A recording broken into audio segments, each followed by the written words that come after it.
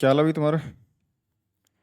तो यार आज अपना काइनेमेटिक्स का लेक्चर नंबर 12 है और इसमें अपन वर्टिकल मोशन के ऊपर जो क्वेश्चंस कर रहे थे फ्री फॉल वाले, उसमें कुछ अच्छे अच्छे क्वेश्चंस और करेंगे और कुछ अलग वैरायटी के क्वेश्चंस करेंगे जो कि इंपॉर्टेंट वैरायटी तुम्हें आनी चाहिए, और उनके उनकी हेल्प से तुम बहुत कुछ अलग अलग कंसेप्ट सीखोगे जो कि तुम्हारे इन फ्यूचर काम आएंगे। मतलब प्रोजेक्टाइल जब पढ़ोगे या फिर और भी आगे रिलेटिव मोशन जब पढ़ोगे या फिर आगे और भी चैप्टर्स पढ़ोगे, उसमें काइनेमेटिक्स इंक्लूडेड होती है। फर्दर टॉपिक्स अगर तुम पढ़ते हो तो भाई ऐसा है कि अगर तुमने ये टॉपिक पढ़ लिया तो आगे के टॉपिक्स में इसके क्वेश्चंस इंक्लूडेड होंगे। इनको इंक्लूडेड इन द सेंस कि ऐसा नहीं होगा कि सेम ही चैप्टर तुम्हें मतलब कि इसी चैप्टर का कोई क्वेश्चन मिलेगा डायरेक्ट, लेकिन हाँ उन क्वेश्चंस में जो भी चीज़ें कैलकुलेशन हो काइनेमेटिक्स उनमें इंक्लूडेड होगी। उनके कुछ पार्ट्स होंगे जो तुम्हें कैलकुलेट करने पड़ेंगे, तो वो सब चीज़ें हैं। तो अच्छे से करना हमारा थोड़ा सा ज़्यादा फर्ज बन जाता है फिर। तो यार आई होप कि तुम्हें चीज़ें पसंद आ रही होंगी, है ना? जो लेक्चर्स अभी तक अपलोड हुए हैं तो उन्हें पसंद कर रहे होगे, और अगर चीज़ें पसंद आ रही हैं तो चैनल को सब्सक्राइब जरूर कर देना। क्लासेज अगर पसंद आ रही हो तो फ्रेंड्स को रेफर कर सकते हो, और कम्प्लीटली फ्री है, किसी टाइप का कोई तुम्हें पे नहीं करना अमाउंट, है ना? और कोई क्वायरी हो तो मुझे व्हाट्सएप पे मैसेज कर सकते हो 7696836922 पे। टेलीग्राम ज्वाइन कर लेना जहाँ पे क्लासेस के अपडेट्स नोट्स वगैरह यहाँ पे मिल जाते हैं। तुम्हें जाओगे तो तुम विजिट करोगे तो मिल जाएंगे। और अपना डाउट ग्रुप है यार, माफियाज डाउट क्लास ग्रुप, जहाँ पे 24/7 डाउट्स चलते रहते हैं, बच्चे आपस में डाउट क्लियर करते रहते हैं। जैसे मुझे टाइम मिलता है मैं भी आंसर करता हूँ, और डेली मैं लाइव सेशन लेता हूँ। ठीक है, डेली लाइव सेशन लेता हूँ जहाँ पे बच्चे मुझसे डायरेक्ट इंटरेक्ट करते हैं और अपने क्वायरीज क्लियर करते हैं, जो करियर से रिलेटेड हो, अपनी कोचिंग से रिलेटेड हो, या फिर सब्जेक्ट फिजिक्स से रिलेटेड, तो ऑब्वियस सी बात है फिर वो पूछते ही हैं। ठीक है, तो ये सब है यार, और ये सब कुछ फ्री ऑफ कॉस्ट है, किसी टाइप का तुम्हें कोई पे नहीं करना। तो अगर तुम्हें अच्छा लग रहा हो तो तुम अपने फ्रेंड्स के साथ इसको शेयर कर सकते हो, बस इतना कर सकते हो तुम। अपने फ्रेंड्स के साथ अपने ग्रुप्स में शेयर करो। और अपन स्टार्ट करते हैं आज का लेक्चर नंबर 13, और अच्छे अच्छे क्वेश्चन स्टेप वाइज करेंगे। आज का पहला क्वेश्चन स्टार्ट करते हैं, जिसमें है कि water drop falling from tap in a regular interval of 2 second, find distance travelled by second drop when fifth drop is just above the about to fall. Question ये है कि एक वाटर टैप है, ये वाटर टैप दिखा रखा है, इस वाटर टैप से ड्रॉप्स निकल रही हैं कॉन्टिन्यूसली। ये ड्रॉप्स नहीं गिर रही हैं, और उनका जो गिरने का इंटरवल है 2 सेकंड है। 2-2 सेकंड के बाद में एक एक ड्रॉप निकल रही है, पहले एक ड्रॉप निकलेगी, फिर दूसरे सेकंड बाद अगली, फिर 2 सेकंड बाद फिर अगली, ऐसे चल रहा है। और इसमें पूछे कि find distance travelled by second, second drop कितनी चल चुकी होगी जब पांचवी ड्रॉप जस्ट हिट करने वाली होगी ग्राउंड को। Fifth drop is just sorry, जब फिफ्थ ड्रॉप जस्ट गिरने वाली है उस समय तक। तो देखो, अगर तुमने लास्ट लेक्चर करा है और लास्ट लेक्चर तुमने अटेंड करा है तो आई होप कि तुम ये कर पाओगे खुद से, है ना? अपने अच्छे अच्छे ऑलरेडी क्वेश्चंस करे हुए हैं और ऐसे कंसेप्ट हमने सीखे हैं। ये थोड़ा सा अलग कंसेप्ट है बस, बाकी हो तो फ्री फॉल ही रहा है। ड्रॉप जब गिरेगी तो U = 0 से गिरेगी, ड्रॉप जब भी गिरेगी, ठीक है ना? ड्रॉप जब भी गिरेगी तो U = 0 की वेलोसिटी से गिरेगी। ये मान लो ड्रॉप है, ये U = 0 से गिरना स्टार्ट होगी, तो उसकी एक्सेलरेशन होगी जी नीचे की तरफ। ठीक है, जैसे ही गिरेगी उसके बाद में। तो अगर ध्यान से देखोगे तो फ्री फॉल वाला क्वेश्चन हो गया, जहाँ पे U = 0 से छोटा जाता है तो एच हाइट चलने में जो टाइम लगता है टी, उसके लिए T = √2h/g होता है, और एच हाइट चलने के बाद स्पीड √2gh होती है। सेम उसी पैटर्न पे बेस्ड क्वेश्चन है, बट इसमें यह है कि जो ड्रॉप्स निकल रहे हैं वो एक एक 2-2 सेकंड के इंटरवल पे निकल रही है। मान लो ये जो पहली ड्रॉप थी ये गिरी, फिर उसके बाद दूसरी गिरी, तीसरी गिरी, तो जब पहली गिरने के बाद दूसरी गिरेगी तो पहली वाली कुछ नीचे चल चुकी होगी। फिर जब पहली वाली चल चुकी होगी तो जब दूसरी वाली गिरने गिरने वाली होगी तो पहली और नीचे आ जाएगी और दूसरी यहाँ पे कुछ रह जाएगी। समझ में आ गई बात? फिर और गिरने वाली होगी, यहाँ पे मान लेता हूँ, तो ये ड्रॉप और नीचे आ जाएगी। ठीक है, फिर नेक्स्ट ड्रॉप गिरेगी तो पहली और नीचे आ जाएगी, इस तरीके से चलती रहेगी भाई, पहली तो ऐसे गिरती रहेगी, ये सेपरेशन बढ़ता ही रहेगा। मैं अगर देखूं तो तुम्हें पता है कि अगर U = 0 से ड्रॉप करा जाता है तो जो सेम इंटरवल में जो आने वाली डिस्प्लेसमेंट्स का रेशियो 1:3, 5, 7 इस तरीके से चलता है। तो अगर ये डिस्टेंस S है तो ये 3S होगा, ये 5S होगा, ये 7S होगा, इस तरीके से चलता है। इसलिए मैंने ये नॉन यूनिफॉर्म सेपरेशन दिखा रखा है। खैर, जब फर्स्ट बॉल ड्रॉप, जब फिफ्थ ड्रॉप, या अगर मैं इसको फर्स्ट मानूँ, फर्स्ट तो ये सेकंड, फिर ये थर्ड, ये फोर्थ, ये फिफ्थ, इस तरीके से है। ठीक है, तो सेपरेशन में थोड़ा कम ही कर लेता हूँ, है ना? सेपरेशन थोड़ा कम ही कर लेता हूँ ताकि अच्छे से हम इनको एक ही फ्रेम में देख पाएँ। ठीक है, हाँ ये है फर्स्ट, ये फर्स्ट नंबर की ड्रॉप है, सबसे नीचे सब फर्स्ट नंबर की ड्रॉप होगी, सबसे नीचे होगी वो। सेकंड नंबर की ड्रॉप उससे जस्ट ऊपर होगी, थर्ड नंबर की ड्रॉप उससे जस्ट ऊपर, फोर्थ नंबर की ड्रॉप उससे ऊपर, और फिफ्थ नंबर की ड्रॉप जस्ट फॉल होने वाली है।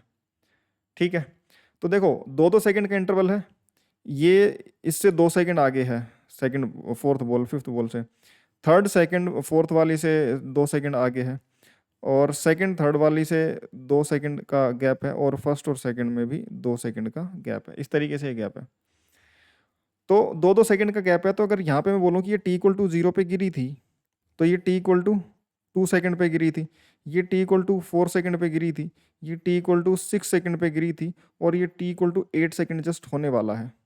समझ में आ गई क्या बात? If if second fifth ball fifth drop is just about to fall, then time जो हो रहा होगा वो उस समय 8 सेकंड हो रहा होगा। समझ में आ गई क्या बात? 8 सेकंड हो रहा होगा। अब देखो इसमें बोला है कि सबसे पहले तो ये पता चल गया कि हमें टोटल टाइम 8 सेकंड हो चुका है। अब उसमें ये बोला है कि इस समय पे जो सेकंड ड्रॉप होगी, वो जब कितना डिस्टेंस ट्रेवल कर चुकी है, जो पांचवी गिरने वाली होगी, पांचवी गिरने वाली है तो टोटल 8 सेकंड बीत चुके हैं t=0 से, जहाँ पे पहली बॉल ड्रॉप गिरी थी। तो जैसे पहले ड्रॉप गिरी थी उसके बाद में टोटल 8 सेकंड बीत चुके हैं। लेकिन सेकंड ड्रॉप को गिरे हुए सिर्फ कितना इंटरवल, डेल्टा t2, ये कितना बन जाएगा? 2 सेकंड इसके, 2 सेकंड इनके गैप, 2 सेकंड इनके पास, 6 सेकंड का गैप आ गया, 6 सेकंड। यानी कि to fall time to fall of second drop का टाइम ऑफ फॉल ऑफ, ऐसे लिख सकते हैं, time of fall of second drop वो लिखा 6 सेकंड, 6 सेकंड के लिए गिरी है। तो देखो मैं ये लगा सकता हूँ कि वाई, मान लो ये डिस्टेंस वाई चली है, तो y=12 लगा देता हूँ, क्योंकि u=0 से गिरना स्टार्ट हुई थी। तो y(2) निकाल लेता हूँ सेकंड ड्रॉप का, हाफ इंटू जी यानी कि 10, और टाइम जो तुम्हारा लगा है 6 का स्क्वायर, तो हाफ इंटू 10 इंटू 6 का स्क्वायर 36, 36/2 18, और ये y2 आ जाएगा बेटा 180 मीटर। समझ में आ गई क्या बात? सेकंड ड्रॉप तब तक 180 मीटर गिर चुकी है। सेकंड ड्रॉप कितना गिर चुकी है बेटा? 180 मीटर के लिए 180 मीटर गिर चुकी है, किसके अंदर? 6 सेकंड्स के अंदर। ठीक है, क्योंकि वो 2 सेकंड t=0 के 2 सेकंड बाद गिरी थी, और टोटल टाइम अभी 8 सेकंड है, यानी कि वो 6 सेकंड के लिए गिरी, और 6 सेकंड के लिए 6 सेकंड के लिए अगर वो गिरी है तो वो हाफ GT² के हिसाब से 180 मीटर चल चुकी है।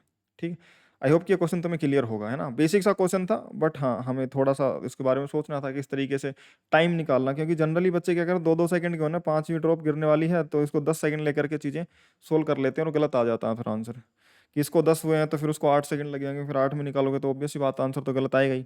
तो हमें अपना दिमाग को प्रेजेंट्स में रख करके और फिर चीज़ें मतलब ड्रॉ करके देख लेनी कि क्या हो रहा है प्रोसेस, एक बार फिर भी कंफर्मेशन के लिए। जब तुम स्टार्टिंग में क्वेश्चन प्रैक्टिस कर रहे हो तब तो कम से कम ऐसा कर ही लो।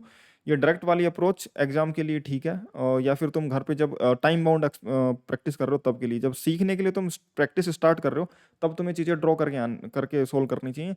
और फिर इन पे जब प्रैक्टिस हो जाती है तो फिर अपने आप डायरेक्ट तुम चीज़ें सोच पाते हो, है ना? बिना ड्रॉ करे भी तुम अगर ऐसी प्रैक्टिस करते हो तो बिना ड्रॉ करे भी तुम आगे से ऐसे क्वेश्चंस कर लोगे।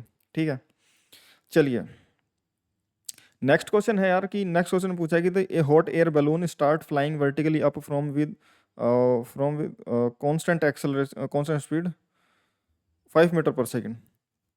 ठीक है, फ्रॉम विद दो बार तो नहीं आएगा, up with constant speed 5 meter per second. After 2 second a ground is particle ground is dropped from it. Particle ground नहीं, ये नहीं आएगा, कुछ और था वो, किसी और क्वेश्चन का वहाँ पे लिखा गया होगा। तो a hot air balloon start flying vertically up with constant speed 5 meter per second. After 2 second a particle is dropped from it. एक पार्टिकल को ड्रॉप करा गया 2 सेकंड बाद में, 2 सेकंड तक ऊपर चलता रहा 5 मीटर पर सेकंड से, फिर उसको ड्रॉप करा गया और बोला गया कि जी की वैल्यू है 10 मीटर पर सेकंड स्क्वायर। अब बोला कि height of balloon when particle is released, height of balloon when particle is released, जब पार्टिकल रिलीज करा गया तो बलून की हाइट कितनी थी। दूसरा, speed of balloon when particle is released. ठीक है, maximum height of particle when maximum height of particle from ground, ground से जो मैक्सिमम हाइट ऑफ पार्टिकल की कितनी होगी। स्पीड ऑफ पार्टिकल जब वो वापस ग्राउंड को हिट करेगा, और time taken particle reach the ground after it was released.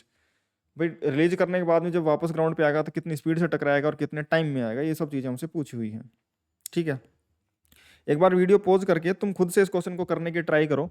ये मतलब बहुत मुश्किल क्वेश्चन नहीं है, बस एक छोटा सा कंसेप्ट जो तुम्हें आना चाहिए, बाकी हम इसको करते हैं ना। देखो ऐसा है कि हॉट एयर बलून है तुम्हारे पास में कोई, है ना।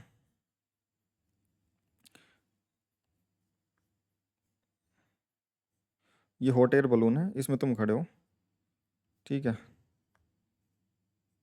और तुम्हारे हाथ में एक पत्थर है, ठीक है। इस पत्थर को तुम्हें ड्रॉप करना है, इस पत्थर को तुम्हें ड्रॉप करना है, ये समझ लो।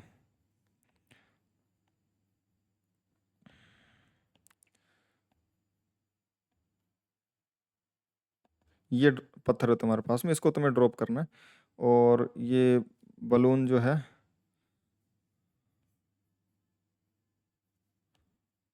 इस तरीके से है कुछ।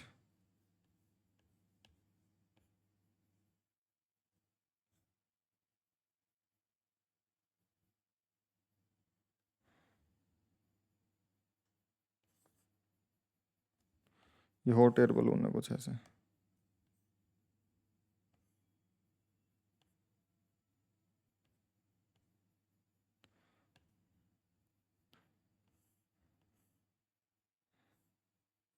ये इस तरीके से बना हुआ हॉट एयर बलून एक, ऐसा समझ लो। तो इस हॉट एयर बलून के अंदर इस हॉट एयर बलून के अंदर एक पैसेंजर है और उसके हाथ में बॉल है, और अब ये उड़ेगा, ठीक है। इसके बाद में इसकी जो वेलोसिटी दे रखी है, ये वेलोसिटी दे रखी है इस बलून की, इनिशियल स्पीड वी, अगर मैं वेलोसिटी ऑफ बलून बोलूँ तो वो 5 मीटर पर सेकंड दे रखी है, और ये कांस्टेंट है, कांस्टेंट स्पीड से उड़ रहा है ये। कांस्टेंट स्पीड से उड़ेगा तो देखो, सबसे पहली बात तो जो पहला क्वेश्चन पूछा है कि बलून की हाइट जब वो रिलीज पार्टिकल को रिलीज करेगा 2 सेकंड बाद में, 2 सेकंड बाद में इसकी 5 मीटर पर सेकंड के हिसाब से जो height, velocity of balloon, speed of balloon अगर मैं बोल लूँ इसको, स्पीड ऑफ बलून जो है वी वी बोल देता हूँ, 5 मीटर पर सेकंड जो है वो कांस्टेंट है। After 2 second height of balloon, वो अगर मान लो h है, तो उसको मैं बोल सकता हूँ velocity of balloon into time, ठीक है, कांस्टेंट वेलोसिटी से उड़ रहा है तो एक्सेलरेशन अगर तो है तो स्पीड इंटू टाइम ये हाइट हो जाएगी, तो 5 × 2 यानी कि हाइट जो होगी वो 10 मीटर की हाइट होगी। समझ में आ गई बात। ये पहला क्वेश्चन था, पहले क्वेश्चन का आंसर। हाइट ऑफ बलून जो होगी बेटा वो कितनी होगी, 10 मीटर। ये पहला क्वेश्चन था। अब ध्यान से सुनो, नेक्स्ट पार्ट क्या है। नेक्स्ट है कि speed of part balloon when, speed तो कांस्टेंट है। दूसरा अगर मैं बात करूं, speed of balloon, speed of balloon तो कांस्टेंट है, जो कि होगा 5 मीटर पर सेकंड, ठीक। और हाइट ये जा चुका होगा कितनी बेटा, ये कितनी हाइट जा चुका होगा, 10 मीटर की हाइट पे जा चुका होगा। ये मान लो यहाँ पे पहुँच गया, और ये हाइट तुम्हारी जो है इनिशियल से 10 मीटर ऊपर है। ये t = 2 सेकंड पे है, 10 मीटर की हाइट पे। अब यहाँ से इसको ड्रॉप बॉल को रिलीज कर दिया गया, ठीक है। अब यहाँ से जो बॉल है इसको रिलीज कर दिया गया, और उसके बाद में बॉल की जो वेलोसिटी है वो इनिशियली जब इसको रिलीज करा गया बलून से, तो ये बलून से अटैच्ड था इनिशियली। और अगर ये बलून से इनिशियली अटैच्ड था तो जो बलून की वेलोसिटी थी इस समय कितनी, 5 मीटर पर सेकंड। इसने जब अपने हाथों में कोई भी ऑब्जेक्ट है तो अपने साथ साथ चल रहा है, जैसे ही हम उसको रिलीज करें, हमने धक्का तो दिया ही नहीं ना। जब हमने धक्का ही नहीं दिया तो उसकी एक्स्ट्रा वेलोसिटी तो दी नहीं, तो उसकी वेलोसिटी एकदम से तो चेंज होगी नहीं। जैसे दो दोस्त दौड़ रहे हैं और दौड़ रहे हैं, अपने हाथ पकड़ के दौड़ रहे हैं सेम स्पीड से, हाथ छोड़ दें तो क्या एकदम से ऐसा होगा कि एक रुक जाएगा एक चलता रहेगा, ऐसा तो नहीं होगा ना। तो अगर दोनों, अगर ये मैन के हाथ में बॉल थी ये, और इसके साथ इस 5 meter per second constant speed से चल रही थी, तो जैसे इसने छोड़ा तो इसकी बॉल की भी जो इनिशियल वेलोसिटी रहेगी ऊपर की तरफ, मैं बोल सकता हूँ यू जो रहेगी वो 5 मीटर पर सेकंड रहेगी।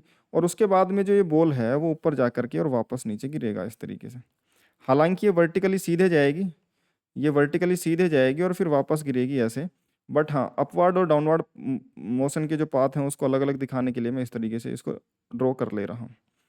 तो मान लो ये यहाँ से 5 मीटर पर सेकेंड है, इस लेवल से प्रोजेक्ट करी गई, इस लेवल से मान लो ये कुछ हाइट ऊपर जाती है पहले, क्योंकि इनिशियल वेलोसिटी अपवर्ड डायरेक्शन में है इसकी। इसमें दिक्कत क्या होती है, तो बच्चा ये मान लेता है कि जैसे इसको ड्रॉप करा, ड्रॉप करने का मतलब उसके दिमाग में सिर्फ एक चीज़ होती है कि initial velocity u equal to zero. Drop उसको नहीं बोलते हैं, ड्रॉप बोलते हैं कि जो तुम्हारे हाथ, जो तुम्हारी वेलोसिटी वहां से तुमने जस्ट छोड़ दिया। उस पहले वाले क्वेश्चंस में जैसे इन्हीं में जैसे ड्रॉप कर रहा था, तो ये टैब इस रेस्ट में था, रेस्ट में था तो बॉल ये उसकी इनिशियल वेलोसिटी भी जीरो से ड्रॉप हो रही थी, ड्रॉप। समझ में आई क्या बात? सेम सिनेरियो अगर यहाँ पे होता, अगर बलून में होता, तो बलून की स्पीड से तो बलून की इनिशियल स्पीड तो उसके पास होगी ना, यानी कि मैन की इनिशियल स्पीड उसके पास होगी, वो जस्ट रिलीज करा है, ये रिलीज करा है, यानी कि दोनों की स्पीड सेम होगी। तो इसकी स्पीड 5 मीटर पर सेकेंड ऊपर अपवर्ड है, तो इसकी भी 5 मीटर पर सेकेंड अपवर्ड होगी और ऊपर जाके नीचे आएगा। तो सबसे पहली बात तो ये वाली हाइट अगर मैं निकालना चाहूँ, एच निकाल दूँ, तो ये यू स्क्वायर बाई 2g बनता है। समझ में आई क्या बात? जो एच बनता है भाई, तुमने जहाँ पे स्पीड यू से फेंका उससे मैक्सिमम हाइट ऊपर जाने, क्योंकि जैसे ही वो रिलीज करा उसके बाद में इसकी एक्सेलरेशन जो नीचे की तरफ थी होगी, वो नीचे की तरफ जी लगना स्टार्ट कर देगी, ग्रेविटी की वजह से ऊपर जाएगा, रुकेगा और फिर वापस लौट के आएगा नीचे की तरफ। तो हाइट जो होगी इसकी, जहाँ से तुमने रिलीज करा वहाँ से कितनी हाइट और ऊपर जाएगा, उसके लिए यू स्क्वायर बाई 2g लगाएंगे। तो इनिशियल वेलोसिटी उसकी 5 है, 5 का स्क्वायर अपॉन में 2 इंटू 10, तो ये 25/2 आ जाएगा, 12.5 मीटर। तो जो मैक्सिमम हाइट फ्रॉम ग्राउंड अगर लिखा है, सी पार्ट की अगर बात करूँ, सी पार्ट की अगर बात करता हूँ, तो maximum height from ground, H max from ground, ground से एच मैक्स जो बनेगा बेटा, वो क्या बन जाएगा, इनिशियली बलून की जो हाइट थी वो, और वहाँ से वो कितना और ऊपर गया, वो बलून की इनिशियल हाइट थी 10 मीटर, और वहाँ से वो ऑलरेडी और ऊपर 12.5 मीटर गया है, तो टोटल 22.5 मीटर, 22.5 मीटर उसकी मैक्सिमम हाइट हो जाएगी ग्राउंड से। क्लियर है बात? चलिए आगे चलते हैं। 22.5 उसकी इनिशियल मैक्सिमम हाइट हो जाएगी ग्राउंड से, और वो उसकी स्पीड कितनी थी, 5 मीटर पर सेकेंड, तो 10 मीटर ऑलरेडी था, 12.5 ऐसे चला गया, तो टोटल 22.5 मीटर पर सेकेंड की इनिशियल स्पीड हो जाए, मैक्सिमम हाइट हो जाएगी इतना मीटर, 22.5 मीटर उसकी मैक्सिमम हाइट हो जाएगी ग्राउंड से। अब ध्यान से सुनो, नेक्स्ट पार्ट में पूछा गया है कि speed of particle when it strikes the ground, जब ये वापस ग्राउंड पे स्ट्राइक करता है, तो मान लेते हैं कि जो इसकी वेलोसिटी है वो कुछ v हो जाती है डाउनवर्ड डायरेक्शन में। मान लेते हैं जब ये ग्राउंड को हिट करता है, तो ग्राउंड को हिट करने से जस्ट पहले से इसकी स्पीड होती है v, ठीक है ना, डी पार्ट। तो डी पार्ट में अगर मैं देखूंगा कि point of projection to ground, point of release to ground अगर मैं बात करूं, point of release to ground, इसकी इनिशियल वेलोसिटी जो है वो 5 मीटर पर सेकेंड है, अपवर्ड डायरेक्शन को पॉजिटिव मानते हुए लिखेंगे। एक्सेलेरेशन हो जाएगा -10 मीटर पर सेकेंड स्क्वायर जी के बराबर, और जो डिस्प्लेसमेंट होगा, ध्यान से सुनो, ये 10 मीटर की हाइट पे था ग्राउंड से, अगर 10 मीटर की हाइट पे था तो 10 मीटर यहाँ से ऊपर जाके नीचे आएगा, तो बीच में ऊपर गया उससे क्या फर्क पड़ता है, इनिशियल पोजीशन ये थी, फाइनल पोजीशन ये है, तो डिस्प्लेसमेंट तो नीचे की तरफ हो जाएगा, कितना, 10 मीटर ऊपर था, 10 मीटर हो जाएगा, डिस्प्लेसमेंट -10 मीटर। अब वेलोसिटी पूछी है, तो हमें चाहिए फाइनल वेलोसिटी पूछी है, तो देखो u पता है, a पता है, s पता है, और v चाहिए, तो थर्ड इक्वेशन लगा देंगे सीधे सीधे, v square minus u square equal to 2as। इसके लिए तुम्हें टाइम वाइम निकालने की जरूरत नहीं है, तो फाइनल वेलोसिटी का स्क्वायर माइनस इनिशियली 5 का square equal to 2 into acceleration बन जाएगा -10, और डिस्प्लेसमेंट भी -10। तो v स्क्वायर आ जाएगा 25 प्लस 100, और ये 200, तो 200 प्लस में 25 यानी कि 225। समझ में आ गई बात? 225। अब ध्यान से सुनो, अगर ये 225 आ रहा है, तो जो वेलोसिटी v होगा वो plus minus square root of 225। Square root of 225 को मैं लिख सकता हूँ 25 का कितने टाइम्स, 25 का 10 टाइम्स होता तो 250 बन जाता, अभी ये 225 है, यानी 25 का 9 टाइम्स, ठीक है। इसको मैं लिख सकता हूँ +-25 का 9 टाइम्स, और 25 का 5 और 9 का 3, तो ये बन जाएगा ±15 मीटर पर सेकेंड। अब हम वेलोसिटी चूज करेंगे माइनस का 15 मीटर पर सेकेंड। अगर हमें वेलोसिटी चूज करने के लिए बोला जाए, तो विद डायरेक्शन वेलोसिटी तो जो होगा वो तो होगा माइनस का 15 मीटर पर सेकेंड, लेकिन अगर स्पीड पूछा जाए कि स्पीड कितनी से टकराएगा, तो स्पीड, क्योंकि हमने अपवर्ड डायरेक्शन पॉजिटिव माना है इसलिए नेगेटिव, अगर डाउनवर्ड पॉजिटिव मानते तो फिर प्लस वाला चूज करते। स्पीड जो होगा वो बन जाएगा 15 मीटर पर सेकंड से नीचे टकराएगा। क्लियर है क्या? इतनी स्पीड होगी उसको जस्ट टकराने से जस्ट पहले, टकराने के बाद क्या होगा वो अभी नहीं, कोलिजन में पढ़ेंगे आगे नेक्स्ट चैप्टर्स के अंदर। ठीक है, speed of particle strike the ground. अब अगला पूछा है time taken by particle to reach the ground. Ground पे रीच पहुंचने में कितना समय लगेगा? भाई देखो यहाँ से यहाँ तक या तो S equal to V T plus half A T square लगा लो जैसे इसमें लगाया।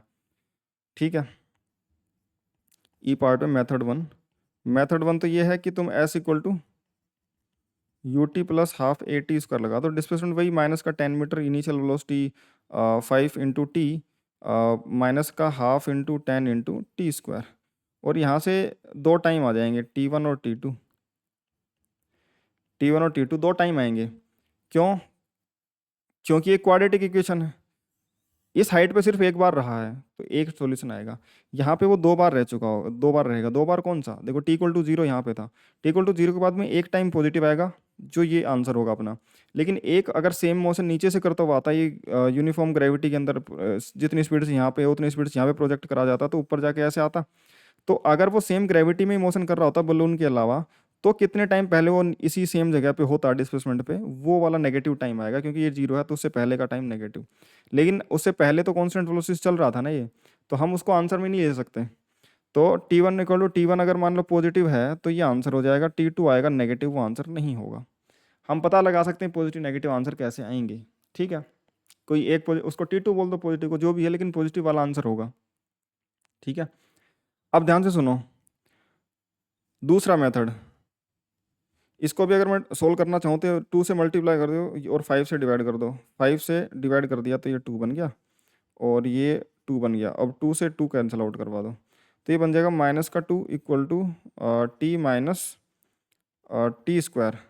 तो ये बन जाएगा टी स्क्वायर, इधर ले आओ दोनों को, t square minus t minus 2 equal to 0। तो टाइम जो निकल के आएगा बेटा वो कितना निकल के आ जाएगा? टी इक्वल टू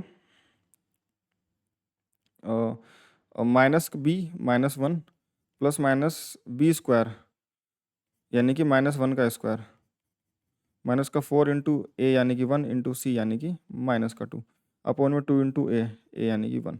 तो यहाँ से टाइम आ जाएगा। देखो एक तो प्लस लोगे तो प्लस में आ जाएगा, एक माइनस लोगे तो माइनस में आएगा। और क्योंकि ये 1 है और ये 1 से बड़ा नंबर आएगा, 4 इंटू जा 8, समझ में आ गई बात? 4 टू जा 8, तो ये ज़्यादा बड़ा नंबर आएगा।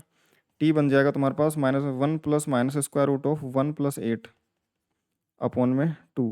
1 प्लस 8 9, 9 तो बन जाएगा रूट में 3 अपॉन में 2। तो टाइम जो बनेगा वो बन जाएगा 1 प्लस 3 अपॉन में 2 करेंगे तो 4/2 2 सेकेंड, और 1 माइनस 3 -2 अपॉन में 2 यानी कि माइनस का 1 सेकेंड। दो टाइम आ गए तो हमारा ये आंसर हो जाएगा। क्या होगा बेटा? 2 सेकेंड आंसर। ठीक है, ये नहीं होगा। इसका जो मेथड 2 है, मेथड 2 तुम ये लगा सकते थे इस कैलकुलेशन से बचने के लिए। मेथड 2 थोड़ा सा स्मार्ट तरीका हो जाता और जल्दी कैलकुलेशन तुम्हें दे देता, क्योंकि तुम्हें हाइट्स पता है।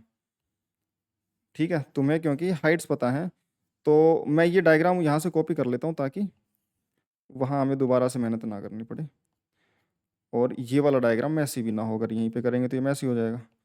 तो यहाँ से देखो, मैं इस पॉइंट तक की तो बता ही सकता हूँ ना, यहाँ से यहाँ तक जाने में जो समय लगेगा इसको मैं मान लेता हूँ T1 लगा, और फिर यहाँ से यहाँ तक आने का पूरा टाइम ये T2 है। तो T1 टाइम तो U/G से लिखा ही जा सकता है, इनिशियल वेलोसिटी 5 अपॉन में G यानी कि 10 यानी कि 1/2 सेकेंड। आधा सेकेंड ऊपर जाने में लगा है। और ये टोटल हाइट भी हमें पता है, टोटल हाइट पता होगी तो वापस आने का जो टाइम होगा √2 टोटल एच मैक्स, ग्राउंड से एच मैक्स अपॉन में जी। ग्राउंड से ये एच मैक्स में पता है और ये अपॉन में जी, ये बन जाएगा। तो जो T2 बनेगा वापस आने का समय है वो 2 टाइम्स एच मैक्स कितना है बेटा? 22.5 अपॉन में जी यानी कि 10। तो T2 जो बनेगा वो 10 से ऊपर नीचे मल्टीप्लाई कर दो, 225 टू जा क्या बन जाएगा 450, 450 अपॉन में कितना बनेगा 100। अब देखो 450 जो होगा वो किसी का स्क्वायर परफेक्टली बनता नहीं है। ठीक है, इसको हम ऐसा कर सकते हैं कि 225 तो जो था उसका तो 15 लिख देते हो, 15√2 बन जाएगा एक तरीके से, अगर मैं इसको इसी तरीके से रखूं, 2 इंटू 22.5 ये बन रहा था ना। हाँ, 22.5, 2 × 22.5। तो यहाँ से देखोगे तो जो T2 बनेगा वापस नीचे आने का समय, वो 22.5 तो नहीं, 10 से मल्टीप्लाई कर लेना ऊपर नीचे, तो 225 बन जाएगा। 225 होता है 15, 225 का रूट 15 होता है, तो 15/10 इंटू √2, तो ये बन जाएगा 5 3 जा अपॉन में 5 2 जा 10, और ये √2। अब ध्यान से सुनो, T2 में हमारा 2 एक्स्ट्रा आ रहा है ना, √2h अपॉन में जी, टाइम फॉल होने का जो टाइम होगा। तो क्या हमने पहले कुछ कैलकुलेशन गलत करी है क्या? u² 10 मीटर और उसके बाद में u²/2g, 10 मीटर तो था ही, u²/2g यानी कि 5 का स्क्वायर 25 अपॉन में 2, 25 अपॉन में 2 आ जाएगा 12.5 अपॉन में, अच्छा ये गलत कर दिया ना, 12.5 नहीं आएगा बेटा, देखो ये बन जाएगा 1.25 मीटर, 1.25 मीटर बनेगा, और ये 1.25 तो फिर ये ठीक है, कोई दिक्कत नहीं है, 11.25 मीटर, 11.25 मीटर बनेगा। और उसके बाद में अगर ये 11.25 है तो बाकी इसमें उसका कोई इशू था नहीं, वो हमें ज़रूरत पड़ी नहीं डिस्प्लेसमेंट, क्योंकि वो फिक्स ही था माइनस का 10 मीटर। तो यहाँ पे गड़बड़ी हुई तो हमें पकड़ में आ गया 1.25 यानी कि 11.25, 10 प्लस 1.25 तो 11.25, 11.25 होगा अगर मैक्सिमम हाइट, तो 11.25 को 10 से मल्टीप्लाई कर दिया, कितना बन जाएगा बेटा ये? 11.25 112.5, 112.5 जो बनेगा, अब ये सही बन जाएगा मेरे ख्याल से, 112.5 बन जाएगा स्क्वायर रूट ऑफ 100 का 2 टाइम्स, तो 200 प्लस में 12.5 का डबल हो जाएगा 25, 225 अपॉन में 100, और ये बन जाएगा 15 अपॉन में 10, यानी कि ये 3/2 सेकेंड, 5 से गया तो, यानी कि यहाँ से यहाँ तक जाने का जो समय है वो तो आधा सेकंड, और यहाँ से यहाँ तक आने का 1.5 सेकंड है, 3/2 यानी 1.5 सेकंड है। तो टोटल टाइम जो होगा वापस आने का वो कितना हो जाएगा? T1 प्लस T2, रिलीज करने के बाद में इतना, आफ्टर रिलीज इतना टाइम लगेगा, और अगर इनिशियली टाइम को काउंट कंसिडर करें तो फिर वो 2 सेकंड इनिशियल वाले और ऐड हो जाएंगे। तो T1 जो लगेगा ये हाफ प्लस 3/2, ये 4 सेकेंड, 4/2 यानी कि 2 सेकेंड निकल के आ गया आंसर। तो T आ जाएगा 2 सेकेंड, और ये 2 सेकेंड कौन सा टाइम है? 2 सेकेंड कौन सा टाइम है? टाइम आफ्टर रिलीज, जब रिलीज किया उसके बाद का जो टाइम होगा वो 2 सेकंड होगा, 2 सेकंड में वो वापस ग्राउंड पे लौट के आ जाएगा उसके बाद। और अगर t = 0 से पूछा जाए जहाँ से बलून चला था, तो फिर 2 + 2 4 सेकंड, ठीक है। और क्वेश्चन में जो पूछा था वो आफ्टर इट वाज रिलीज था, तो अपना आंसर तो 2 सेकंड ही रहेगा। तो यार देखो, इस तरीके क्वेश्चन तुम इस तरीके से हैंडल कर सकते हो।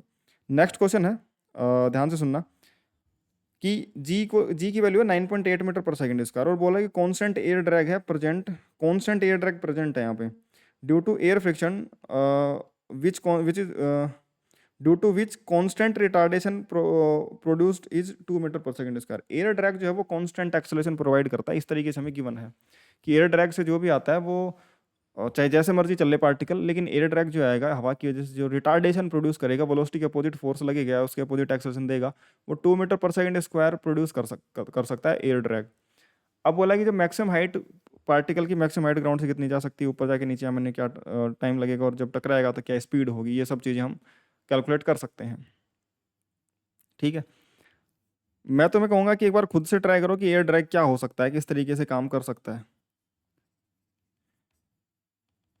फिर अपन सॉल्यूशन कर चलते हैं। ग्राउंड से फेंका ऊपर की तरफ, बॉल जाएगी और इस तरीके से वापस लौट के आएगी, ये मैक्सिमम हाइट का पॉइंट होगा। मैक्सिमम हाइट के पॉइंट पे वेलोसिटी 0 हो जाएगी, वेलोसिटी 0 हो जाएगी। अपवर्ड मोशन की बात सुनो और डाउनवर्ड मोशन की बात सुनो। ऊपर की तरफ जाते समय नीचे की तरफ एक्सेलरेशन जी थी, और नीचे की तरफ ही एक्सेलरेशन ए मिलेगी, क्यों? क्योंकि पार्टिकल की वेलोसिटी ऊपर की तरफ है, और वेलोसिटी की अपोजिट एक्सेलरेशन आ रहा है, रिटार्डेशन देगा, ऑब्वियसली बात है, एयर फ्रिक्शन अपोजिट लगेगा वेलोसिटी के, रिटार्डेशन ही देगा। तो एक्सेलरेशन जी नीचे की तरफ, ए भी नीचे की तरफ, तो इफेक्टिवली ग्रेविटी मैं बोल सकता हूँ कि नीचे की तरफ इस पार्टिकल के लिए ऊपर मूव करते समय नीचे की तरफ net effective gravity G plus ए की तरह काम करेगी, ऑब्वियस सी बात है, यानी कि 12 मीटर पर सेकंड स्क्वायर की तरह। भाई कांस्टेंट एक्सेलरेशन है ना, जैसे जी नीचे की तरफ कांस्टेंट था वैसे 12 हो गया इस बार कांस्टेंट नीचे की तरफ एक्सेलरेशन, तो जी तुम्हारा बदल गया एक तरीके से, जी इफेक्टिव काम कर सकता है तुम्हारा 12.12 मीटर पर सेकंड स्क्वायर के हिसाब से। उसके बाद जब वापस लौटेगा तो जी तो नीचे ही रहेगा, लेकिन इस बार एक्सेलरेशन ए जो कि 2 मीटर पर सेकंड स्क्वायर है ऊपर की तरफ आ जाएगी, तो इस बार जो जी इफेक्टिव आएगा वो जी माइनस ए यानी कि 8 मीटर पर सेकंड स्क्वायर आ जाएगा, और वो डाउनवर्ड डायरेक्शन में। तो ऊपर जाते समय उसकी एक्सेलरेशन यानी रिटार्डेशन ज़्यादा थी, और 10 + 2 12 मीटर पर सेकंड, और नीचे आते समय उसकी एक्सेलरेशन कम है, वो धीरे धीरे एक्सेलरेट होगा 8 मीटर पर सेकंड स्क्वायर से, धीरे धीरे इसके कंपैरेटिवली जैसे जितनी तेजी से ये रुका होगा उसके कंपैरिजन में ये टाइम के साथ कम ही एक्सेलरेट करेगा, बट ऊपर जाने में जितनी डिस्टेंस ट्रेवल करी नीचे आने में उतनी ही करेगा, इतना तो पक्का है। तो अब तुम बता सकते हो क्या कि इसमें टाइम किस में ज़्यादा लगेगा, अगर मैं पूछूं सिर्फ अपवर्ड मोशन और डाउनवर्ड मोशन में से टाइम किस में ज़्यादा लगेगा, टी अप अपवर्ड मोशन और टी डाउन, तुम्हें बताना है कौन सा सही है, greater than T, T up ज़्यादा होगा, दोनों बराबर ही होंगे, दोनों बराबर ही होंगे, या फिर टी डाउन ज़्यादा होगा, या फिर हम कुछ नहीं कह सकते बिना कैलकुलेट करें। तो ध्यान से सुनो, अगर मैं पूछना चाह रहा हूँ कि इन दोनों में से कौन ज़्यादा होगा, तो ऊपर जाते समय वो जल्दी जल्दी रुकेगा, लेकिन नीचे आते समय उसकी स्पीड धीरे धीरे बढ़ेगी, पहले जल्दी से रुक जाएगा एकदम से और फिर स्पीड धीरे धीरे बढ़ेगी, तो ऑब्वियस सी बात है सेम डिस्टेंस चलने में यहाँ पे रुकते समय स्पीड 59 से 0 होते समय थोड़ा सा समय लगा, फिर जैसे ही एक्सेलरेट होगा नीचे की तरफ, तो एक्सेलरेट होने के लिए एक्सेलरेशन कम है तो ज़्यादा समय लेगा सेम डिस्टेंस ट्रेवल करने में। तो मैं बोल सकता हूँ कि भाई ऊपर जाने का जो समय वो तो कम होगा, नीचे आने का समय ज़्यादा होगा, नीचे आते समय एक्सेलरेशन एक तरीके से नीचे की तरफ कम है, अगर 12 ही होता, ऊपर जाते समय नीचे 12 और नीचे आते समय नीचे 12, तब समान सेम टाइम में से वापस नीचे लौट के आता, लेकिन अगर 12 से ना खींच करके मैं 8 मीटर पर सेकंड स्क्वायर के एक्सेलरेशन से इसको नीचे खींचा जाए, फिर तो ऑब्वियस सी बात है ज़्यादा टाइम लेगा, और जब यहाँ पे हिट करेगा तो इसकी वेलोसिटी भी अलग होगी, इसकी वेलोसिटी भी अलग होगी, ये जिस स्पीड से हिट करेगा वो भी अलग होगी। अब ध्यान से सुनो, हमें ये तो पता लग गया कि ऊपर वाले जर्नी का टाइम जो होगा कम होगा, जल्दी से रुक जाएगा, बट वो टाइम होगा कितना, तो टी अपवर्ड डायरेक्शन का टाइम निकाला जा सकता है भाई यू बाई जी से, मैक्सिमम हाइट तक पहुंचने का time to reach maximum height, time to reach maximum height. लेकिन इस बार समस्या ये है कि जो जी है वो जी नहीं जी इफेक्टिव की तरह लगेगी 12 मीटर पर सेकंड स्क्वायर, क्योंकि इस बार नीचे की तरफ नेट एक्सेलरेशन 10 नहीं है 12 है, तो यू कितना है बेटा 59 अपॉन में 2 इंटू 12, 59 अपॉन में 2 इंटू 12, ठीक है, तो कितना बन जाएगा ये, जी की वैल्यू कितनी लेनी है हमें, जी की वैल्यू 9.8 लेनी है, ठीक है, जी की वैल्यू 9.8 ले लेंगे यार, तो ये 9.8 माइनस 2 कितना बन जाएगा, 9.8 माइनस 2 बन जाएगा 7.8 बन जाएगा ये, ठीक है, और कुछ डिफरेंस नहीं होगा, 7.2 मीटर पर सेकंड स्क्वायर, और ये बन जाएगा तुम्हारे पास कितना बेटा 7.2 9 + 2 11 11.8 मीटर पर सेकंड स्क्वायर, तो ये नीचे की तरफ आ जाएगा 11.8, कितना 11.8, 11.8 को 59 को 11.8 से डिवाइड करो टाइम ऑफ फ्लाइट निकालने के लिए, तो क्या बनेगा 59 डिवाइड बाई 11.8, 11.8 8 5 जा कितने होते हैं 44, और 11 5 जा 55 और 4 59, मुझे लग रहा है ये कितने बार चला जाएगा, ये 5 टाइम्स कैंसिल आउट हो जाएगा प्रॉपर तरीके से, तो जो टाइम अपवर्ड मोशन का होगा वो 5/2 सेकेंड यानी कि 2.5 सेकेंड के बराबर होगा, इतना मैं लिख सकता हूँ, अपवर्ड जर्नी का जो टाइम होगा वो इतना होगा। अब उसके बाद में पूछा है कि मैक्सिमम हाइट कितनी जाएगा, ये एच मैक्स हमें पूछा गया कितना जाएगा, तो एच मैक्स के लिए मैं ये कर दूंगा H max from ground, H max from ground जो पॉइंट ऑफ प्रोजेक्शन है उसके ग्राउंड बोल रहा हूँ, तो वो एच मैक्स बन जाएगा यू स्क्वायर बाई 2g, लेकिन जी की जगह क्या बन जाएगा इस बार इफेक्टिव ग्रेविटी, तो 59 का स्क्वायर अपॉन में 2 इंटू वही 11.8, लेकिन इसको दो बार लिख लेंगे 50 एच मैक्स के लिए, 59 इंटू 59 अपॉन में 2 इंटू 11.8, और 11.8 अभी देखा है कितने टाइम्स जाता है 5 टाइम्स जाता है, तो 59 टाइम इंटू 5/2 टाइम्स, तो 5/2 टाइम्स अगर जो भी बनाया तुम्हारा इंटू 59 करूँगा तो 59 का पहले तो 2 टाइम्स कर दूंगा। 59 का पहले तो यहाँ पे 2.5 है ना, ये ऐसा कर लेते हैं। 59 इंटू टू, पहले 59 का 2 टाइम्स कर दो और फिर उसका आधा टाइम करके ऐड कर दो। ये बन जाएगा एच मैक्स। कितना बन जाएगा? 59 का डबल कितना होगा? 100 और 18। 100 इंटू 100 प्लस 18, 118 बन जाएगा। प्लस में 59 का आधा, 59 का आधा कितना होगा? 25। अगर ये 30 होता तो ये 60 बन जाता। 30 का से एक कम, उसका आधा करेंगे तो आधा कम होगा, यानी कि 30 में से हाफ कम कितना? 29.5। 29.5 कितना? 118 प्लस 29.5, ये बन जाएगा बेटा 147.5 मीटर। तो ग्राउंड से जो मैक्सिमम हाइट होगी इसकी वो 147.5 मीटर होगी। ठीक है, चलिए ये आंसर हो गया। नेक्स्ट क्वेश्चन जो इसमें पूछा गया हमसे, नेक्स्ट क्वेश्चन जो इसमें पूछा गया वो total time of flight. Total time of flight के लिए हमें नीचे आने का टाइम भी ऐड करना पड़ेगा। ठीक है, टोटल टाइम ऑफ फ्लाइट के लिए, टोटल टाइम ऑफ फ्लाइट,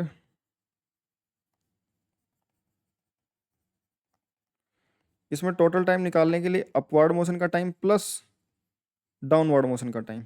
अब डाउनवर्ड मोशन का टाइम निकालने के लिए तुम दो तरीके लगा सकते हो। टी डाउन निकालने के लिए, टी डाउन, या तो तुम √2h/में g लगा सकते हो।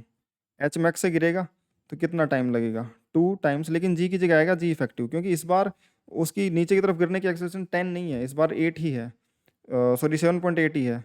तो या तो तुम ये लगा लो 2 इंटू मैक्सिमम हाइट कितना है बेटा? 147.5/7.8। फिर से इसको इस तरीके से लिखें कि 8 5 या 40 होता है, तो उसके हिसाब से यहाँ से टाइम कैलकुलेट करें। या फिर दूसरा टाइम ये हो सकता, दूसरा तरीका ये हो सकता है कैलकुलेट करने का कि मैं सिर्फ डाउनवर्ड मोशन का जो टाइम कैलकुलेट कर रहा हूँ उसमें s equal to u t plus half A T square लगा दूँ। But s equal to u t plus half A T square लगाऊंगा तो वो सेम ही तरीका है जिससे जो आंसर निकल के आएगा। तो अगर मैं इसको सोल्व करना चाहूँगा तो स्क्वायर रूट के अंदर है 147.5, तो 147.5 डिवाइड बाई जो तुम्हारा 7.8 बनेगा,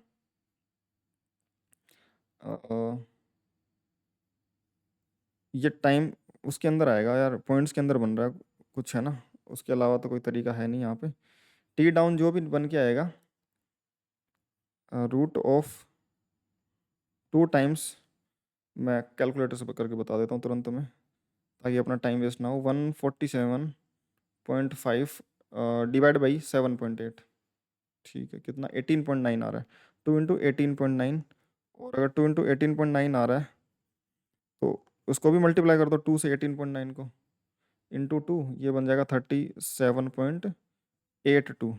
और इसके इसके पावर लेना 1/2, इसकी पावर 0.5, तो 6.14, यानी कि 149, यानी कि 6.15 सेकेंड।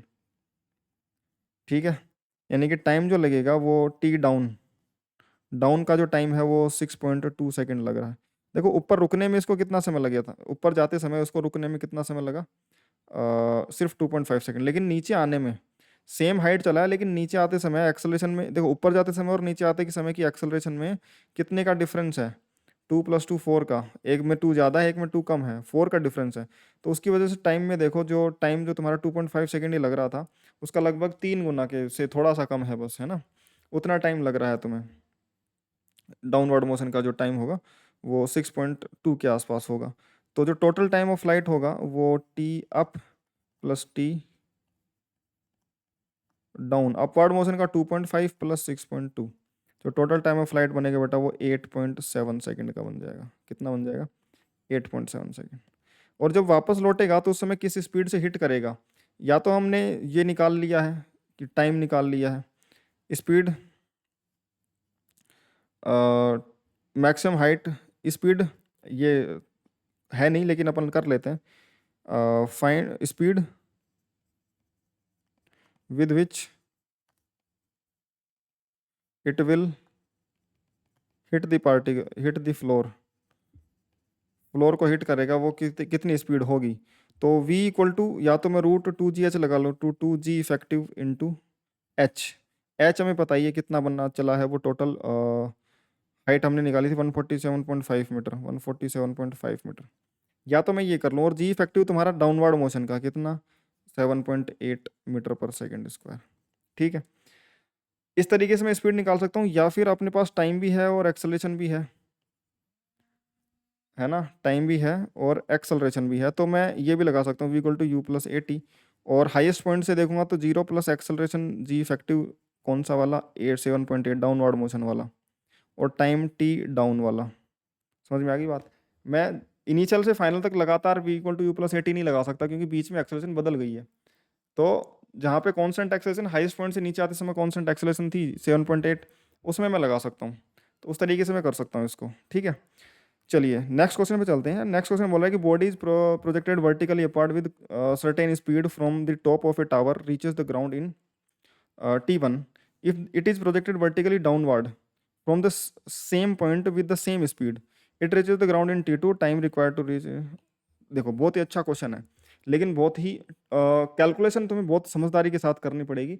और एक क्वेश्चन मैं तो ये बोलूंगा कि तुम इस क्वेश्चन को आराम से पढ़ो और एक बार खुद से ट्राई करो, फिर मेरा सॉल्यूशन देखना तुम, क्योंकि इतने सारे क्वेश्चन कर लिए अब तुम्हें खुद से क्वेश्चन होने स्टार्ट हो जाने चाहिए, या फिर कम से कम अप्रोच तो तुम उनकी समझ में आई जानी चाहिए। तो अब ध्यान से सुनो, इसमें क्या किया गया है कि तीन पार्टिकल है हमारे पास में, तीन पार्टिकल हैं। एक पार्टिकल को इनिशियली यू ऊपर की तरफ दिया गया, इनिशियल वेलोसिटी ऊपर की तरफ दी गई यू, ठीक है, इनिशियल स्पीड यू दे दी गई। दूसरे पार्टिकल को क्या किया गया कि इनिशियल स्पीड दी गई लेकिन डाउनवर्ड डायरेक्शन में, सेम जगह से, सेम लेवल से यू स्पीड नीचे। तीसरी बार किया ये गया कि पार्टिकल को यू इक्वल टू जीरो से ड्रॉप कर दिया गया। क्या कर दिया गया, पार्टिकल की इनिशियल वेलोसिटी रख दी गई जीरो। तीन पार्टिकल हैं ए बी और सी। ऑब्वियसली बात है पहला पार्टिकल जो होगा वो ऊपर जाकर के फिर नीचे आएगा, सिंपल सा लॉजिक है, ऊपर जाकर के नीचे आएगा। इसमें टाइम लग गया T1। सेकंड जो पार्टिकल होगा, सेकंड पार्टिकल सीधा नीचे आएगा, सेकंड पार्टिकल सीधा नीचे आएगा और इसको टाइम लग गया मान लो T2।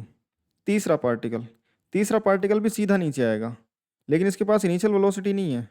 तो अगर मैं T2 में, और अभी जो अपने को टाइम निकालना है T2 में और T में बात करूँ तो T ज़्यादा होगा, क्योंकि T2 में इनिशियल वेलोसिटी नीचे की तरफ थी तो वो जल्दी से नीचे आ जाएगा। अब ये धीरे धीरे स्पीड बढ़ेगी तब आएगा, तो उसमें से T ज़्यादा होगा। और इसमें ये T1 है, तो T1 हो सकता है ज़्यादा हो, क्योंकि ये ऊपर जा करके नीचे आ रहा है। समझ में आ गई क्या बात, ऊपर जा करके और फिर नीचे आ रहा है। अब ध्यान से सुनो, if it is dropped from height, तो टाइम कितना होगा, टाइम कितना होगा ये निकालना है। मान लो ये जो टावर की जो हाइट है, ये जो टावर है जहाँ से प्रोसेस परफॉर्म करी जा रही है, इसकी जो हाइट है वो h है, हमने मान लिया। तो ए बॉल के लिए और बी बॉल के लिए, सी बॉल के लिए डिस्प्लेसमेंट जो है वो माइनस का h है। इनिशियल वेलोसिटी अपवर्ड डायरेक्शन को पॉजिटिव मान लिया तो प्लस का u है, और एक्सेलरेशन जो है वो तुम्हारा माइनस का g होगा। तो डिस्प्लेसमेंट s यानी कि माइनस का h equal to you t यानी कि u into T1 minus plus का half into acceleration minus g into T1 का स्क्वायर। टाइम T1 लगा उसको नीचे आने में, तो यहाँ से यहाँ तक आने में जो डिस्प्लेसमेंट हुआ वो माइनस एच हुआ, और टाइम T1 लगाया तो यूटी प्लस हाफ ए स्क्वायर लगा दूंगा। तो फर्स्ट इक्वेशन आ जाएगी तुम्हारे पास में minus h equal to u T1 minus का हाफ जी T1 स्क्वायर। ये फर्स्ट इक्वेशन है, ठीक है। ये कौन सी इक्वेशन बेटा, इक्वेशन नंबर 1।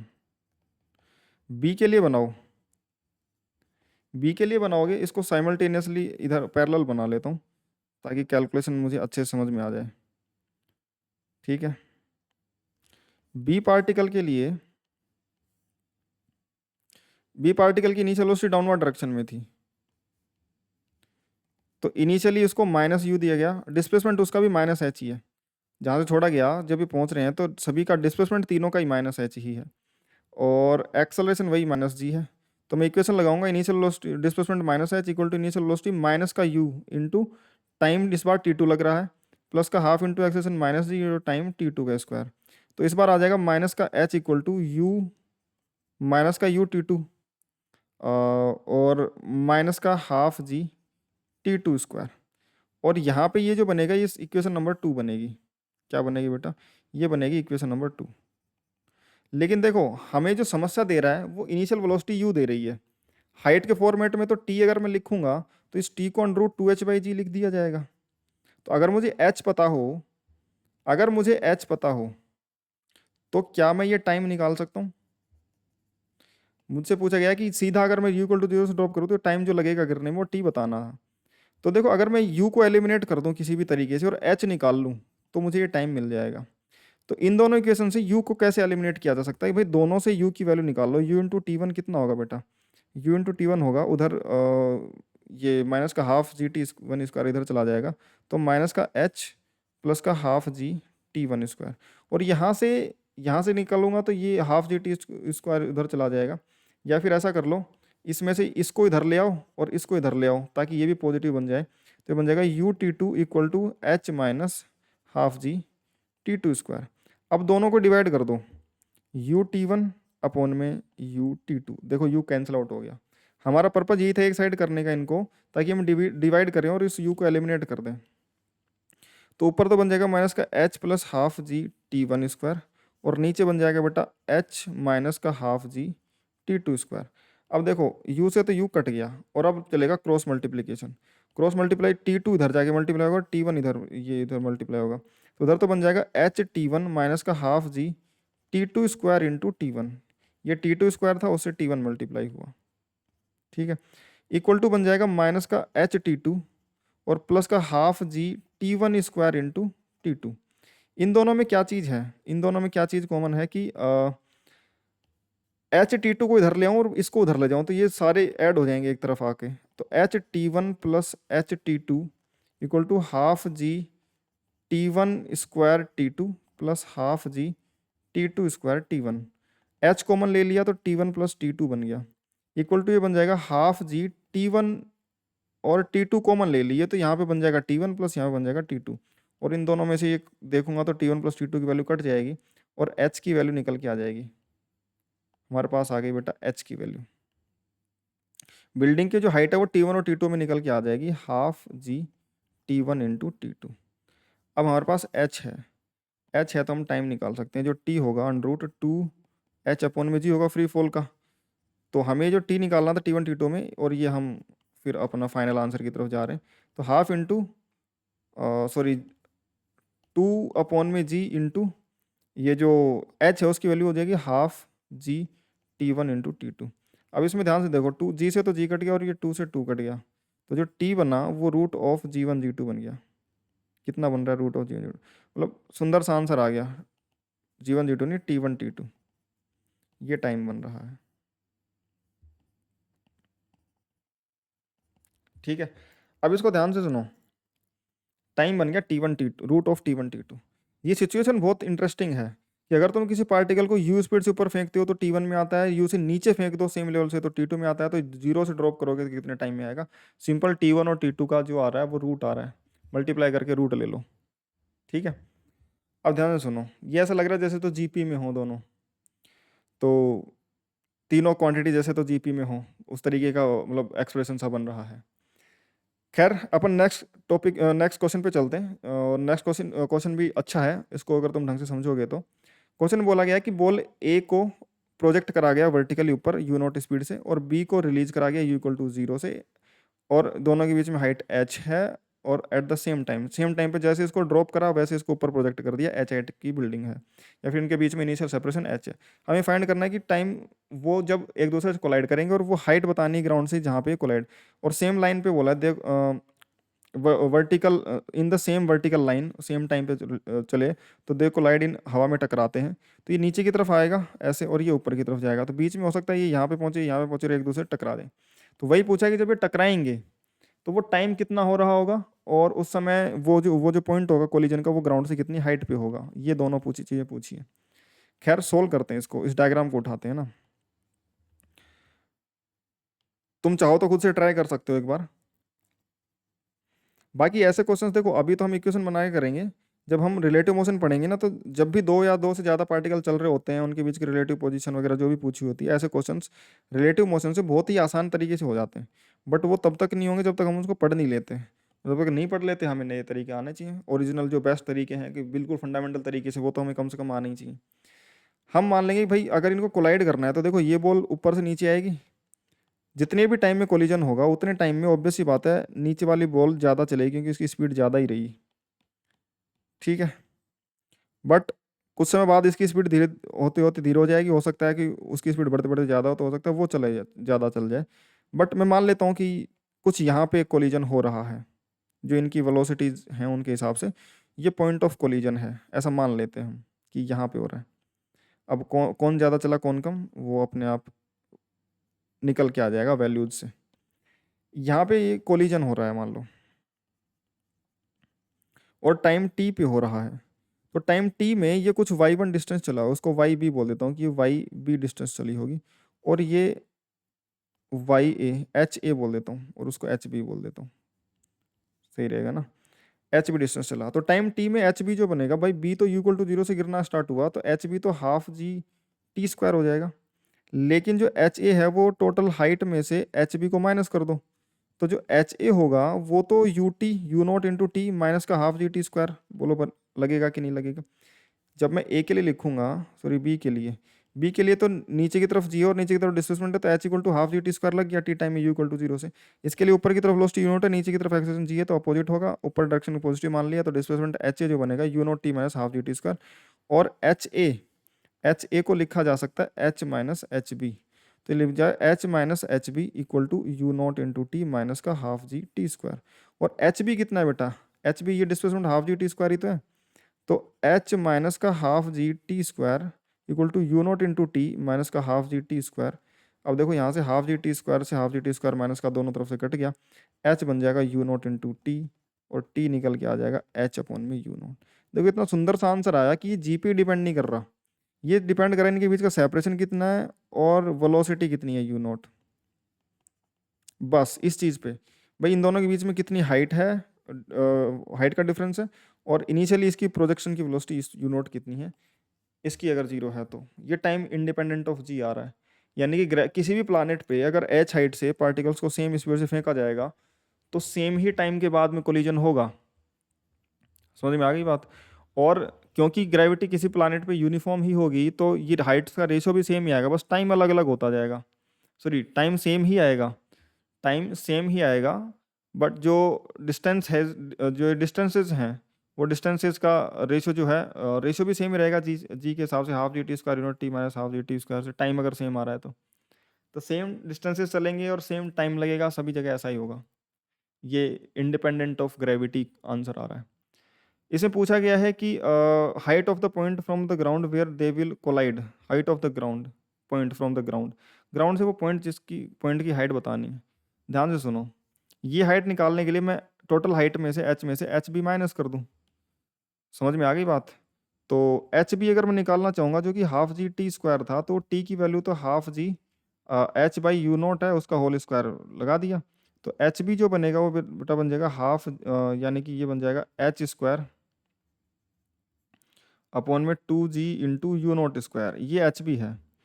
और जो हाइट फ्रॉम ग्राउंड हो जाएगा एच ए कोलिजन का, वो एच माइनस एच बी आ रहा है, यानी कि H minus U square upon में two G U not square. समझ में आई क्या बात। U square H square upon में U two G U not square, ये बन जाएगा।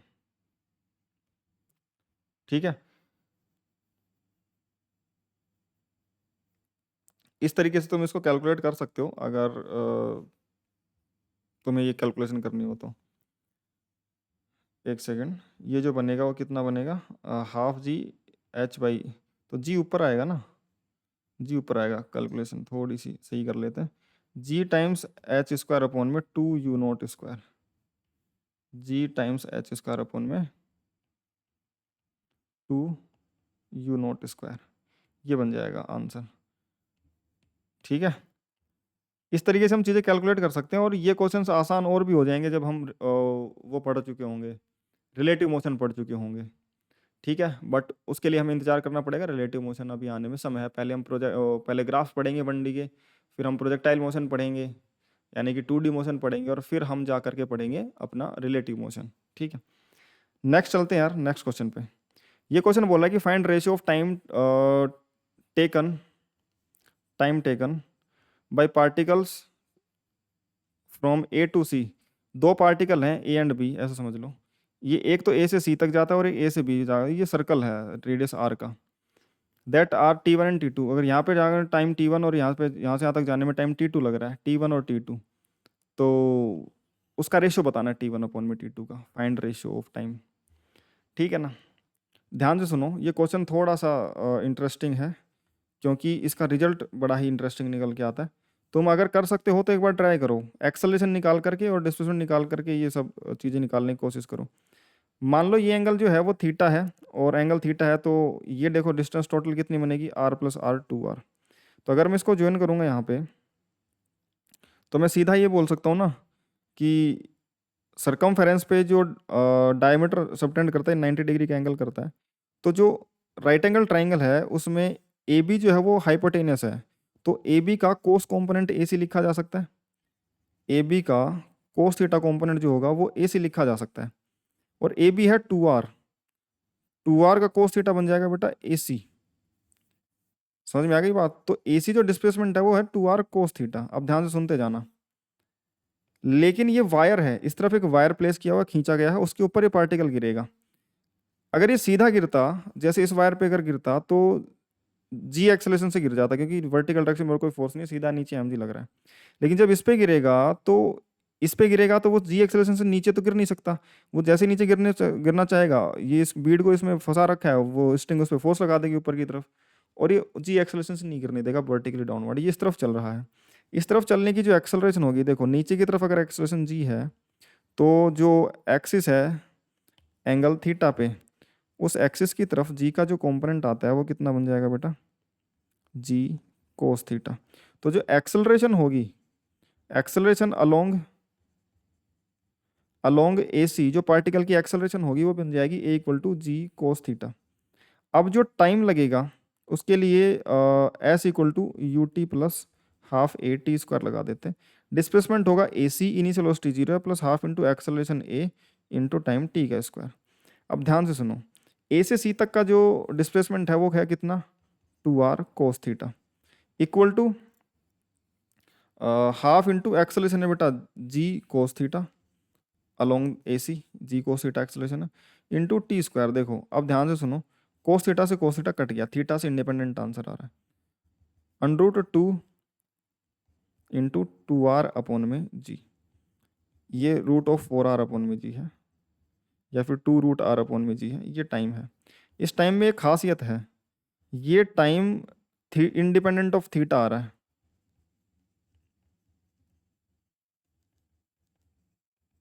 यानी कि किसी भी एंगल पर, यानी कि किसी भी एंगल पर कोई भी वो बना दिया जाए कोड, वर्टिकल से किसी भी एंगल पे कोई कोड बना दी जाए, तो देखो जैसे जैसे ऊपर की तरफ जाऊंगा ऐसे छोटी कोड होती जाएगी, उसको डिस्टेंस कम कर चलना है, तो तुम्हें लगेगा कि कम डिस्टेंस चलने में तो कम ही टाइम लगेगा, तो वो टाइम सेम कैसे आ रहा है। जैसे जैसे मैं ऊपर की तरफ जाऊंगा एंगल थीटा बढ़ेगा, तो एंगल अलोंग दी एक्सेलरेशन खींचने वाली जी कोस थीटा एक्सेलरेशन भी तो कम होगी। समझ में आ रही बात? तो डिस्टेंस भी कम हो रहा है और उसका एक्सेलरेट होने की एक्सेलरेशन भी कम हो रही है, इसलिए टाइम सेम ही लगता लगता जा रहा है, वो रेशियो कंपनसेट हो जा रहा है, और टाइम बार बार सेम ही लग रहा है। क्लियर है? इसको अगर ढंग से किया जाए, या फिर डायग्राम को ढंग से बनाऊं मैं, तो मैं ये बना के दिखा सकता हूं तुम्हें कि चाहे जो मर्जी पाथ चूज कर लिया जाए, चाहे जो मर्जी पाथ चूज कर लिया जाए, चाहे जो मर्जी पाथ चूज कर लिया जाए, सभी में जो टाइम लगना है वो सेम ही है। सभी में जो टाइम लगना है वो सेम ही है। ठीक है, सभी के अलोंग अगर पार्टिकल्स को रिलीज करा जाए u इक्वल टू 0 से, लेकिन सभी को, तो जो टाइम लगेगा वो सेम आएगा सभी के अंदर। और वो कौन सा टाइम आ रहा है, जो बिल्कुल सीधे गिरने वाला टाइम आ रहा है, बिल्कुल सीधे गिरने वाला ही तो टाइम है, √2h अपॉन में जी। ये वर्टिकल हाइट h कितना बन जाएगा 2r। तो अगर इसको इक्वल टू 0 से छोड़ा जाए तो ये वाला तो √2h अपॉन में जी, यानी कि √2 इंटू 2r अपॉन में जी आ रहा है। बस उसी से तुम इसको समझ सकते हो कि उसी के बराबर आ रहे हैं सारे के सारे टाइम टाइम ऑफ फ्लाइट, यानी कि अगर नीचे इनको सरकमफ्रेंस के लॉन्ग दूसरे एंड पे पहुंचना है तो ये उसी एक्सेलरेशन से चलना पड़ेगा। नेक्स्ट अगर देखो यार, तो ये क्वेश्चन बहुत इंटरेस्टिंग क्वेश्चन है, इसको ध्यान से सुनना।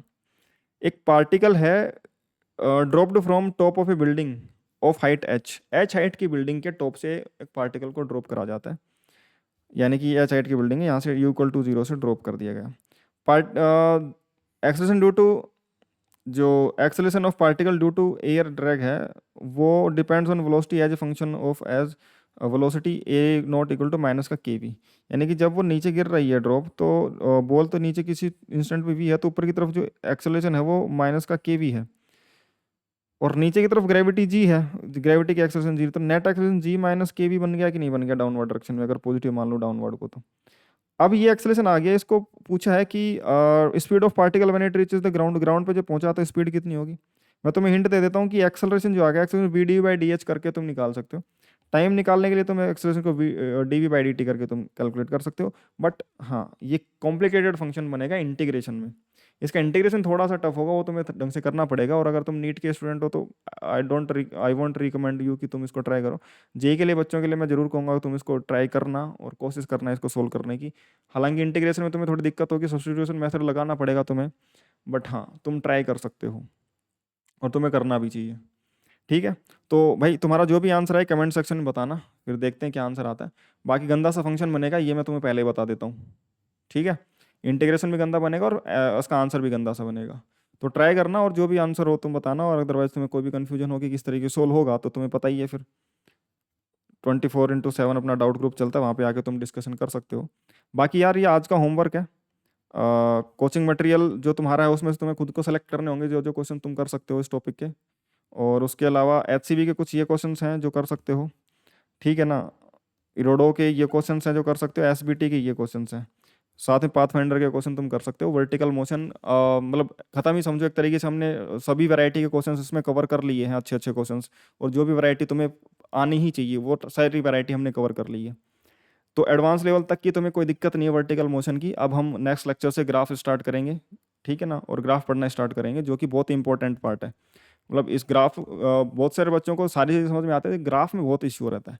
तो मैं रिकमेंड करूंगा कि अगर तुमने ये लेक्चर पूरा देखा तो तुम ग्राफ वाला लेक्चर भी पूरा देखना। मैं इतने बेसिक से तुम्हें चीज़ें समझाऊंगा ना कि तुम खुद से सोच सोच के कि पार्टिकल किस तरफ चल रहा है कैसे चल रहा है, बस इतना देख करके तुम ग्राफ बना दोगे, तुम्हें इक्वेशन वगैरह की जरूरत ही नहीं पड़ेगी। समझ में आ रही बात? तो खैर ये करना, और बाकी तुम कोई और बुक फॉलो कर रहे हो तो वहाँ से क्वेश्चन तुम खुद से सोल्व कर सकते हो। ठीक है, तो आज के लिए इतना ही यार। अगर तुम्हें चीज़ें अच्छी लगी हो तो चैनल को सब्सक्राइब करके जरूर जाना, वीडियो को लाइक कर देना, और टेलीग्राम चैनल ज्वाइन कर लेना सारे क्लास नोट्स वगैरह के लिए, और व्हाट्सएप पे मुझे मैसेज कर देना 7696836922। तुम्हें कोई भी क्वायरी हो तो मुझे व्हाट्सएप पे मैसेज कर सकते हो, मैं आंसर कर दूंगा। बाकी अपना माफियाज डाउट क्लर्स ग्रुप है, 24/7 डाउट्स चलते रहते हैं जिस पे, और तुम्हें कोई भी क्वायरी हो तो तुम यहाँ पे आकर के मुझसे पूछ सकते हो, फिजिक्स से रिलेटेड या फिर जो भी और भी कोई क्वायरी हो तो तुम यहाँ पे पूछ सकते हो। तो यार आज के लिए इतना ही, बाकी हम मिलते हैं नेक्स्ट लेक्चर में नए टॉपिक के साथ, जब अपन मंडी के ग्राफ वगैरह पढ़ेंगे उसमें।